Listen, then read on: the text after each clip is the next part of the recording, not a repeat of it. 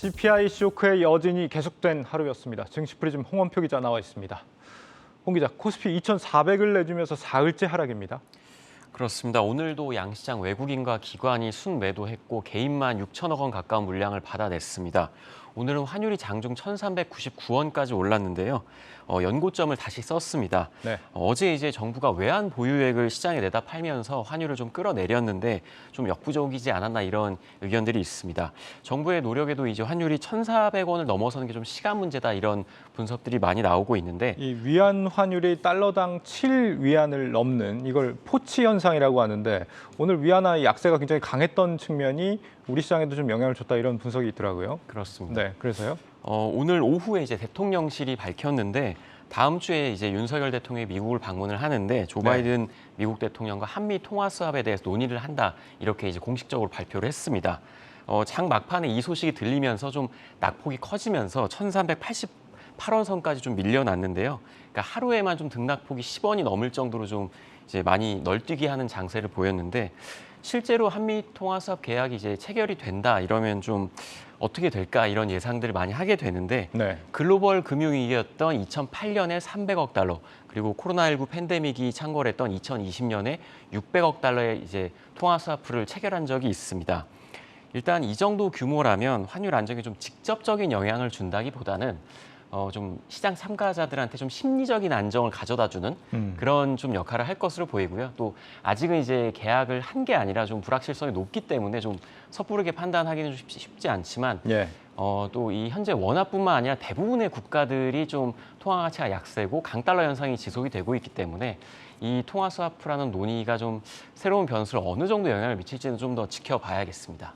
바이든이 이번에 과연 우리에게 선물을 가져다 줄지. 추경호 부총리가 오늘 또 지금 환율 상황 불안해할 필요 없다 이런 말을 했거든요. 그런데 그러면서 통화 스와프를 논의한다. 앞뒤가 좀 안 맞게 들립니다. SM 엔터테인먼트가 이수만 총괄 개인 회사와 결별을 선언했죠. 그렇습니다. SM이 이제 어제 장 마감 후에 공시를 했는데요. 이수만 총괄 프로듀서의 개인 회사인 라이크 기획과 프로듀싱 계약을 조기 종료를 검토하고 있다 이렇게 밝혔습니다. 네. SM은 이 라이크 기획과 이제 프로듀싱 계약을 맺어서 이제 매출의 일정 비율을 좀 인세로 내고 있는데요. 이 계약이 좀 부당하다 이런 지적이 좀 끊이지 않았습니다.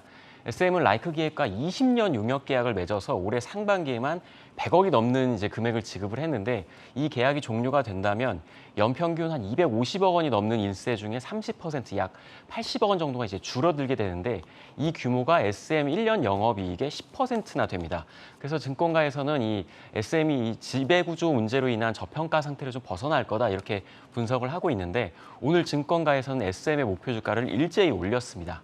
하나증권 같은 경우는 10만 5천 원에서 11만 원으로 올렸고요.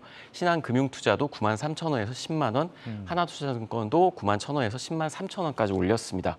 오늘 SM의 주가는 18%나 폭등했고 자회사인 SM 라이프 디자인 그리고 SM CNC도 13% 그리고 5%대 상승 마감했습니다. 그동안 SM의 주가 상승을 가로막고 있던 게 무엇이었는지 오늘 좀 극명히 드러난 것 같은데 그렇습니다. 결국에는 이제 행동주의 펀드와 소액주주들의 승리다 이렇게도 평가를 해볼 수가 있겠습니다. 소카 얘기도 한번 해보겠습니다. 소카는 지금 상장한 지 얼마 안 됐는데 주가가 계속 하락하고 있네요. 소카가 상장한 지 3주 정도 됐는데요. 네. 6거래일 연속 하락 마감했습니다. 공모가가 2만 8천 원이었는데 오늘 종가가 2만 100원에 이제 그쳤습니다. 소카는 이제 IPO 당시에도 좀 고평가라는 이제 평가들이 많았는데 당초 공모가의 이제 희망 범위가 3만 4천 원에서 4만 5천 원이었습니다. 그런데 당시에도 기관의 수요 예측이 좀 미달하면서 네. 이제 공모가가 2만 8천 원으로 이제 낮아졌는데 그 공모가에서도 계속 하락하면서 지금 2만 원이 깨질 위기에 놓여 있습니다. 네. 일단 이 전반적으로 좀 증시가 부진한 것도 좀 영향이 있지만 기관 투자자들이 상장 이후에 계속 팔고 있다는 점도 주가 하락에 좀 영향을 주고 있는데 소카는 기관 투자자에게 전체 240만 주 정도, 한 67%를 배정을 했는데 이 중에 약 200만 주가 의무 보유 기간이 없습니다. 그렇다 보니까 기관이 계속 이제 좀 내다 팔고 있는데 9월 들어서는 하루를 제외하고는 계속 기관이 이제 순매도를 하고 있습니다. 일단 뭐 향후 전망에 대해서는 좀 증권가에서 좀 엇갈리는데요. 이제 장점 같은 경우는 일단 모빌리티 플랫폼 중에서는 유일하게 이제 올해 좀 흑자 전환이 기대가 된다는 평가가 있고, 네. 하지만 이 카쉐어링 시장이 워낙 이제 경쟁이 심화되고 있기 때문에 장기적으로는 좀 수익성이 좋지 않다 이런 평가들이 좀 나눠지고 있습니다. 그러니까 이렇게까지 또 떨어질 주식인가 싶기도 하거든요. 그러니까 이 소카의 부진 어떻게 보면 지금의 이 IPO 시장의 상황을 여실히 보여주는 조금 상징적인 사례가 아닌가 싶기도 하고요.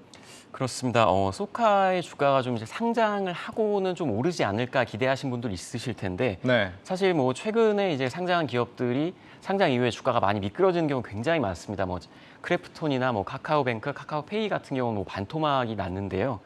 일단 뭐 2020년 하반기부터 좀 이제 그때 이제 증시가 상승기일 때는 IPO 시장이 굉장히 뜨거웠는데 이제 지난해 말부터는 좀 거품이 빠지면서 이 IPO 시장이 좀 얼어붙었는데 그래서 이제 올해는 상장을 포기한 기업도 굉장히 많았고 이 배터리 분야를 제외하면 공모가를 낮춰서 이제 힘겹게 입성하는 그런 기업들이 많아졌습니다. 예. 당장 이제 이번 달에만 WCP나 오픈엣지 테크놀로지 같은 기업들이 이제 수요 예측을 했는데 기대에 좀 크게 못 미쳤다는 평가들이 있고요.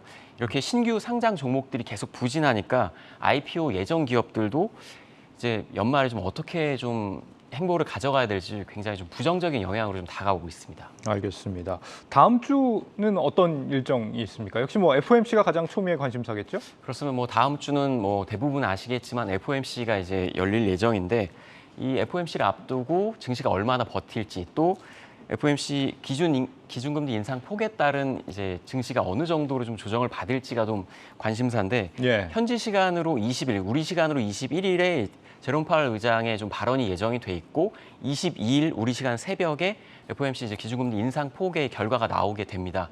지금은 이제 75bp 인상이 좀 더 무게가 실리긴 하지만 8월 CPI가 워낙 안 좋게 나왔기 때문에 100bp 인상 가능성도 충분히 남아 있는 상황이고요. 그래서 좀 연준의 좀 고민이 깊어지고 있는 것 같습니다. 지금 뭐 75냐 100이냐 이 부분도 우리가 봐야 되겠지만 또 이제 4.5까지 정말 갈 것이냐 얼마나 앞으로 올릴 것이냐 이것도 이제 점도표를 통해서 좀 확인을 해봐야겠고요. 또 파월 의장의 어떤 시장에 대한 인식이 좀 달라진 게 없는지 이런 부분도 봐야겠습니다. 다음 주에 만약에 이제 FOMC가 금리를 올리게 되면 결과적으로 뭐 예상되는 건 한미 금리 격차 현실화될 수밖에 없습니다. 이 부분 환율에도 영향을 주겠는데요. 그렇습니다. 지금 이제 우리나라와 미국의 기준금리가 2.5%로 갔습니다. 그런데 다음 주 FOMC에서 최소 75bp가 인상이 되면 그 정도의 이제 한미 금리 격차가 발생을 하게 되고 그렇게 되면 뭐 자동적으로 좀 자금 유출 가능성이 높아지는 건데요.